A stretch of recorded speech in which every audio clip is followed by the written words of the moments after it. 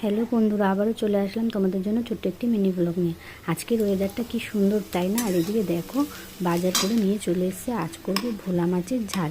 তো মাছগুলোকে আমি আগে লাল লাল করে ভেজে নিয়েছি। তারপর দেখতেই পাচ্ছি কালো জিরা ফোড়ন দিয়ে পেঁয়াজটাকে লাল লাল করে ভেজে নিয়ে এবার আদা, রসুন, টমেটো, কাঁচা লঙ্কা পেস্ট করেছি, সেটা আমি দিয়ে এখন ভালো মতন কষিয়ে নেব।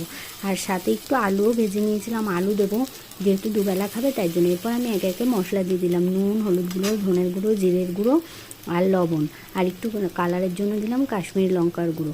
তো এইগুলোকে এখন একটুখানি আমি জল দিয়ে ভালোভাবে কষিয়ে নেব, যতক্ষণ না তেল বেরিয়ে আসছে মশলা থেকে। তো ভালোভাবে কষিয়ে নিতে হবে।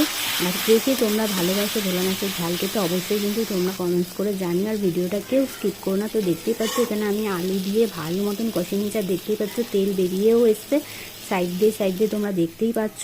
তো এখানে আমি উষ্ণ গরম জলও করে নিয়েছিলাম, যেহেতু আমি মাছের ঝোলে দেবো বলে। আর দেখো জলটা এবার আমি দিয়ে দিলাম মাছের ঝোলে। গরম জলটা দিয়েছি, খেতে খুব টেস্ট হয় এর জন্য। আর যেহেতু আমি আলু দিয়েছিলাম, আলুটা আগে ভেজে নিয়েছিলাম আর আলুগুলোও সিদ্ধ হয়ে গেছিলো। এবার মাছ দিয়ে এবার আমি ফুটিয়ে নিয়েছি। এবার আমি ধনেপাতাগুলো উপর দিয়ে ছড়িয়ে দিলাম।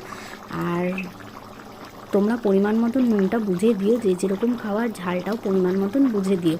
তো দেখো ফাইনালি হচ্ছে গিয়ে আমার মাছের ঝাল রেডি, ভোলা মাছের ঝাল।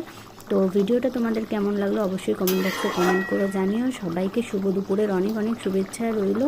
আর বৃষ্টি পড়ছে, ওয়েদারটাও খুব ভালো লাগছে, আজকে গরম নেই কোনো। তো কেমন লাগলো বন্ধুরা অবশ্যই জানিও। এই যে ফাইনাল লুক নিয়ে চলে এসেছি। টাটা, আবার দেখা হবে নেক্সট ভিডিও।